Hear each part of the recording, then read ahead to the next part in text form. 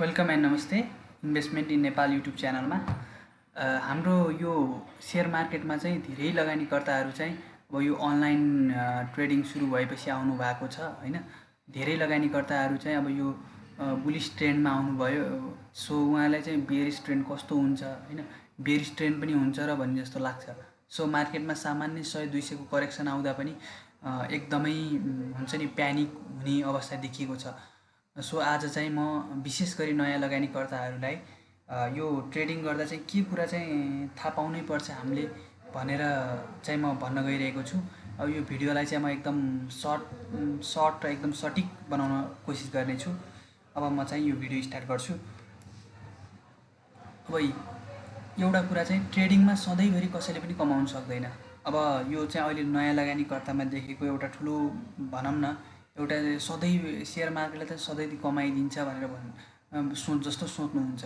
अब एकदमै राम्रो ट्रेडर जो प्रोफेसनल ट्रेडर छ उहाँको पनि अब तपाईँको सक्सेस रेट भनेको 60 देखि 65%, बढीमा 70% हुन्छ। अब तपाईँले जस्तो तपाईँले अब 60% समय कमाउनु भयो, तपाईँले ट्रेड गर्ने बेला 60% टाइम चाहिँ कमाउनु भयो र 40% टाइम चाहिँ गुमाउनु भयो। यदि चाहिँ तपाईँले गुमाउनुहुन्छ नभए पनि 30% ल तपाईँ एकदम राम्रो ट्रेडर हुनुहुन्छ भने अब अहिले मार्केट अब तपाईँ 2-3 महिना मात्रै पनि मार्केटमा हुनुहुन्छ भने तपाईँले ठुल्ठुला करेक्सन देख्नुभयो होला। कतिले एकदम अल टाइम हाईमा किनेर लोमा बेच्नुपर्ने अवस्था आयो। सो कमाउने पनि कमाउनुहुन्छ, गुमाउन पनि गुमाउनुहुन्छ यदि तपाईँ ट्रेडर हुनुहुन्छ भने। सो अब तपाईँले 60% टाइममा कमाउनु हो भने चाहिँ तपाईँको सक्सेस हो र 60% टाइममा कमाउनु भयो, 40% टाइममा चाहिँ गुमाउनु भयो भने त्यो 20% जुन बिचको मार्जिन छ नि हो त्यो चाहिँ तपाईँको रियल प्रफिट हो। तपाईँले सधैँभरि कमाउँछु भन्ने चाहिँ नसोच्नु होला हैन। त्यसै गरी अब यो ट्रेडिङमा चाहिँ कस्तो हुन्छ भने ट्रेडिङ भनेको कस्तो भने एउटाले कमाउँदा एउटाले गुमाउनै पर्छ, त्यसलाई चाहिँ ट्रेडिङ भन्छौँ हामी। जस्तो तपाईँले अल टाइम हाईमा बेच्नुभयो, अर्कोले अल टाइम हाईमा किन्छ, त्यो अल टाइम हाईमा बेच्नुभयो भने अर्कोले अल टाइम हाईमा बेच्छ र त्यहाँबाट एउटा बियरिस साइकल सुरु भयो भने त्यो अल टाइम हाईमा पर्ने मान्छेले त अब गुमाउने हो नि त। अब स्पेसल्ली अब एकदम ट्रेडिङ भनेको जेनरली अब केही प्रफिट दिन नसकिने अब एकदम सानो क्यापिटल भएको एकदम तलमाथि हुन सक्ने कम्पनीमा गरिन्छ। सो एउटाले अब अल टाइम हाईमा पर्यो जो किन्ने मान्छे भने त्यसले चाहिँ एउटाले त कमायो जुन अल टाइम हाईमा बेच्ने मान्छेले, तर त्यो अल टाइम हाईमा किन्ने मान्छेले चाहिँ धेरै सम्म गुमाउँछ अथवा उसले रिटर्न नै नपाउने चान्स हुन्छ। कुनै कम्पनी हाइड्रोहरू जस्तो अल टाइम हाईमा जो पर्यो पहिला 72 को बुलमा त्यसले बियरमा चाहिँ 500-600मा किनेको कम्पनी 60-65 आइपिओको प्राइसभन्दा पनि तल पनि झर्यो र कुनै कम्पनी नराम्रो छ भने त्यो फेरि पनि फर्किँदैन ओरिजिनल प्राइसमा। एउटाले चाहिँ लस बियर गर्नै पर्छ। सो चाहिँ यो कुरा चाहिँ हामीले सम्झिनै पर्छ हैन। अनि अब इन्भेस्टमेन्टमा भनेपछि अब इन्भेस्टमेन्ट यदि तपाईँ रियल इन्भेस्टर हो भने तपाईँले चाहिँ केही गर्नु पर्दैन हैन। रियल इन्भेस्टरको मेन कमाइको आधार भनेको त्यो कम्पनीको बोनस, त्यो कम्पनीको प्रफिट हो। सो रियल इन्भेस्टरले चाहिँ त्यसको बढी प्रफिट चाहिँ उसले चाहिँ क्यापिटल गेनबाट पनि पाउँछ र बढी प्रफिट चाहिँ उसले बोनसबाट एक्सपेक्ट गर्छ हैन। सो इन्भेस्टरले त त्यस्तो घाटा खाने अवस्था आउन्न, तर ट्रेडरको लागि चाहिँ एउटाले कमाउँदा एउटाले गुमाउनै पर्छ। त्यो चाहिँ हामीले बुझ्नै पर्छ नयाँ लगानीकर्ताले। अब जस्तो एउटाले कमाउँदा एउटाले गुमाउनै पर्छ मैले भने। अब तपाईँ एउटा सामान्य नयाँ लगानीकर्ता हुनुहुन्छ भने तपाईँको कम्पिटिटर को हो त?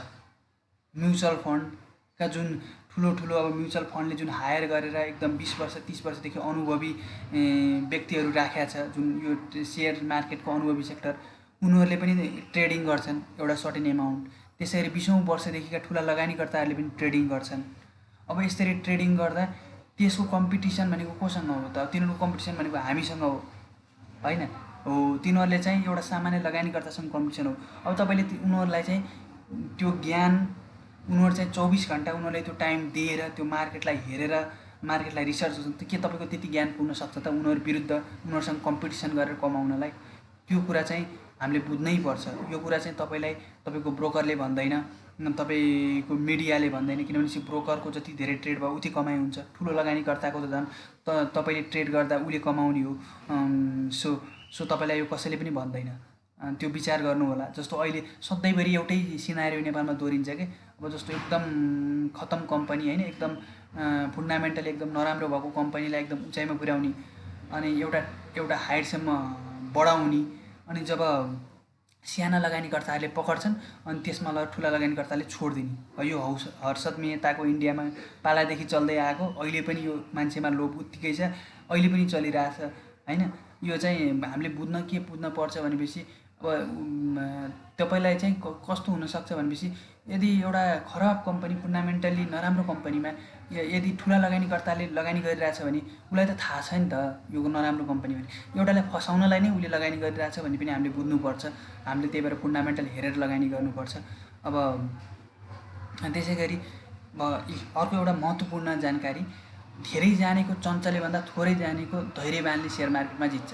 तपाईँले धेरै जान्नु भएको छ तर तपाईँसँग प्यासेन्स नै छैन, एउटा धैर्यता नै छैन होइन, एक्ज्याक्ट किन्ने होइन, अझ लोभ देखाउने, अब एउटा मार्केट बढिरहेको बेला बेच्नुपर्ने टाइममा अझ बढी लोभ देखाउने, आफ्नो ज्ञानभन्दा पनि ज्ञानलाई विश्वास नगरेर लोभमा फस्ने होइन, अझ किन्नुपर्ने टाइममा पनि अझ घट्ला भन्दा वेट गर्ने होइन। एउटा सर्टेन टाइममा आएपछि हामीले किन्नुपर्छ, एउटा सर्टेन टाइममा आएपछि एक्जिट हुनुपर्छ।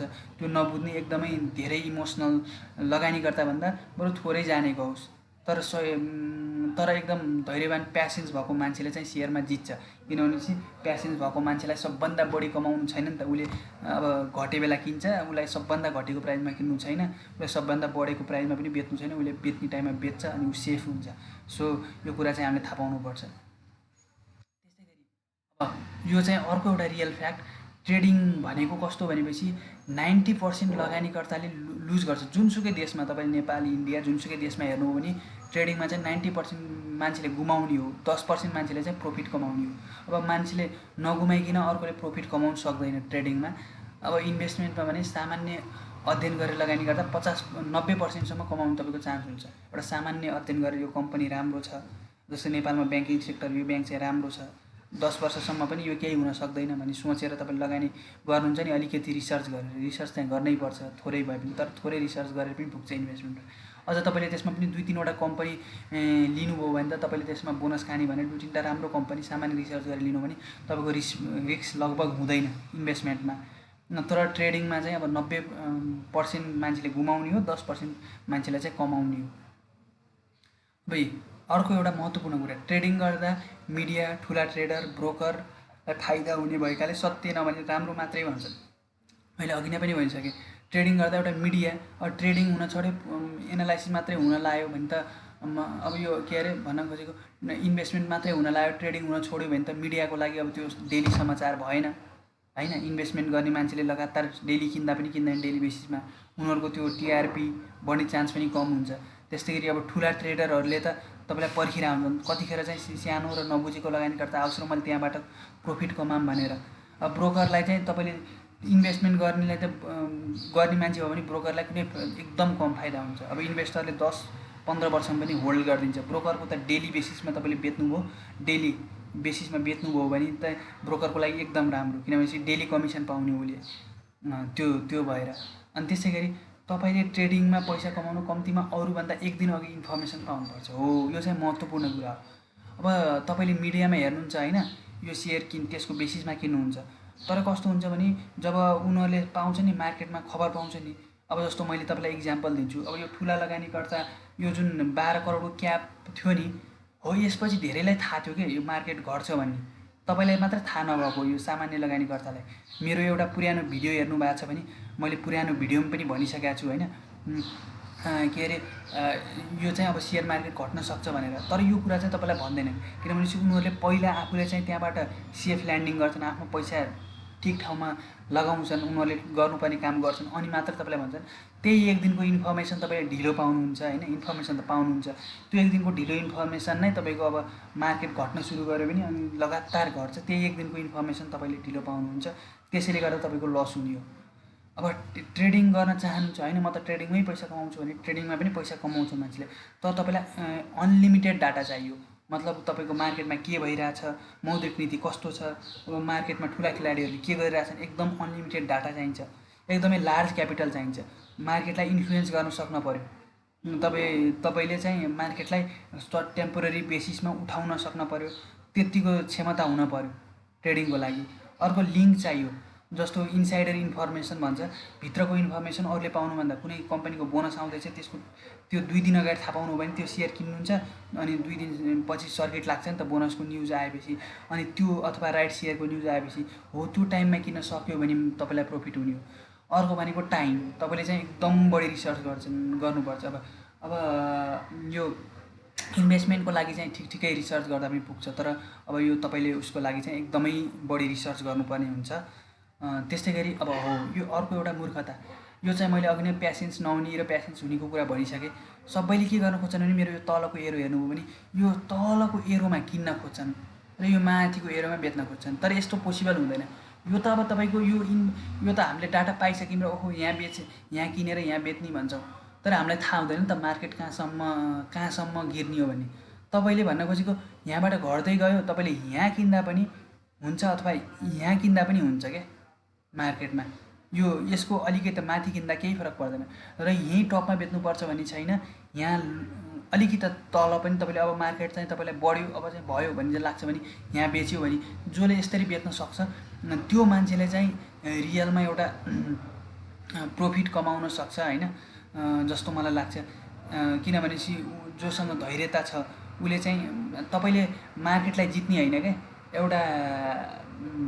एउटा पत्रकारले चाहिँ इन्भेस्टरलाई सोधेछ कि एउटा चाहिँ सक्सेसफुल इन्भेस्टरलाई सोधेछ, तपाईँले चाहिँ मार्केटमा कतिचोटि चाहिँ मार्केटमा लोवरमा किन्नुभयो र हाइयरमा बेच्नुभयो भनेर सोधेछ।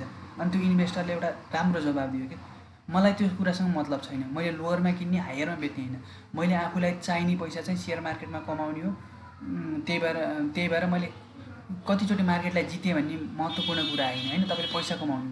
मैले भन्नु खोजे मतलब के हो भनेपछि तपाईँले यो लोमा किन्नु पर्दैन, योभन्दा अलिकति माथि होइन घटिरहेको मार्केटमा किन्ने हो, यो टपमा पनि बेच्नु पर्दैन। अब मार्केट बढ्यो भन्ने लाग्छ भने अलिक तल बेच्दा पनि तपाईँलाई प्रफिट हुन्छ। त्यही भएर धेरै लोभ नगर्नु, जो धेरै लोभ गर्छ त्यो नै फस्छ होइन।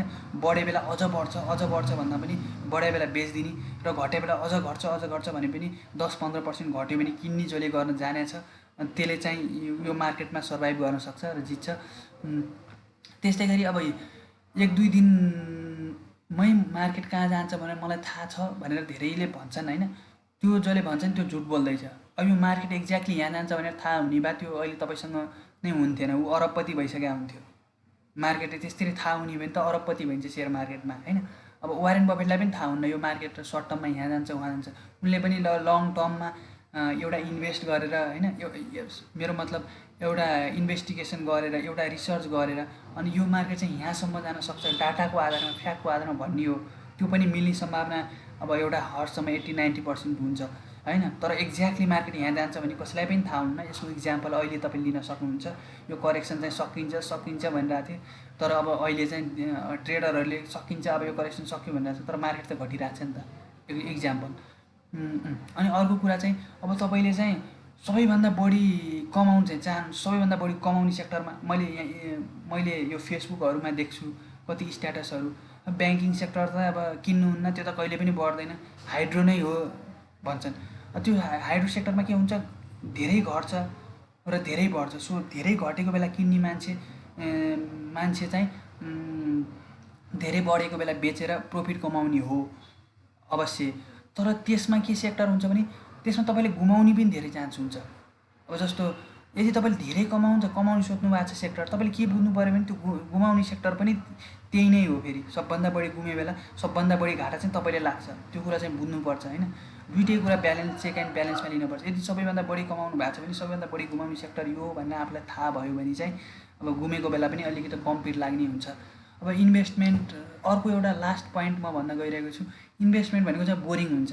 अब तपाईँले वारेन बफेटको जति अहिले 90% पैसा चाहिँ उहाँको 59 इयर्सको बर्थडे, यो 59th बर्थडे पछि उहाँले कमाउनु भएको।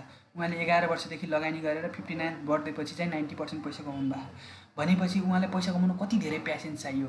47, 48, 50 वर्षको प्यासेन्स त्यो चाहिन्छ, अथवा त्यति नभए पनि हामी सामान्य लगानी गर्दाको 10-15 वर्षसम्मको प्यासेन्स चाहिन्छ अनि बल्ल इन्भेस्टमा पैसा कमाउनु। त्यही भएर यो बोरिङ छ। अब ट्रेडिङ भनेको कस्तो किक मिल्छ तपाईँलाई, एकदम नसा हुन्छ ट्रेडिङ। आज कमाउनु भयो होइन, आज 10,000 एकै दिनमा कमाउनुहुन्छ तपाईँले लगानी गरेर ऋण मागेर, अनि फेरि अनि के अरे मार्केट बढ्छ घट्छ त्यो डेली हेर्न एकदमै रमाइलो हुन्छ। तर धेरै मान्छे यही रमाइलोमा फस्ने भए हुनाले धेरै चाहिँ ट्रेडर हुन्छन्, इन्भेस्टर चाहिँ कम हुन्छन्।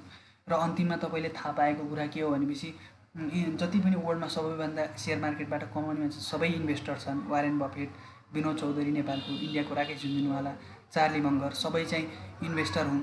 त्यसैले चाहिँ विचार पुर्याउनु होला र ट्रेडिङ गर्दाखेरि चाहिँ विशेष गरी स्टप लस गरेर यदि तपाईँले कमाउने सोच्नु भएको छ भने कुनै टाइममा यति चाहिँ गुम्यो भने योभन्दा चाहिँ म मार्केटबाट एक्जिट हुन्छु भन्ने एउटा स्ट्राटेजी बनाएर ट्रेडिङ गर्नुपर्छ।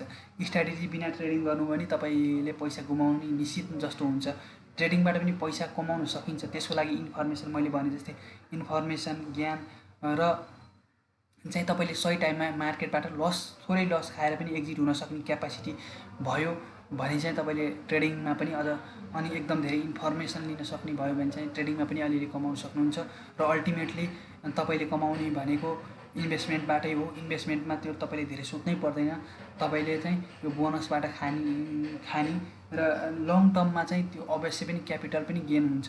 किनभने लङ टर्ममा त्यो कम्पनी रिजर्भ गर्दै जाँदा तपाईँको त्यो एसेट भ्यालु पनि बढ्छ, क्यापिटल गेन। त्यही भएर क्यापिटल गेन र बोनस दुइटैबाट चाहिँ लङ टर्ममा कमाउन सकिने भनेको चाहिँ इन्भेस्टमेन्टबाट हो। त्यो बुझेर आफ्नो लगानी गर्नु होला भन्दै आजको भिडियो यहीँ अन्त्य गर्दछु। हवस्, धन्यवाद।